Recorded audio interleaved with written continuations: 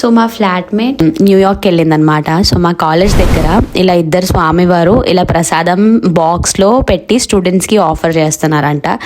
ఆమె చూసిన వెంటనే ఇది ఇండియన్ ఫుడ్ అనేసి దబదబా అలా బ్యాగ్లో పెట్టేసుకున్నదంట. ఇంటికి తీసుకొస్తే ఏం తీసుకొచ్చిందంటే అది ఓపెన్ చేసి చూస్తే ఎంత బాగా స్మెల్ ఉండే అంటే ఏముండంటే కరెక్ట్గా కొబ్బరి అన్నం, దానిపైన ముందైతే కింద బాటమ్ పార్ట్లో ఏదో ఒక చిన్న స్వీట్ అండ్ నాకు అనిపించి అది పైనాపిల్ షీరా ఉంటుంది.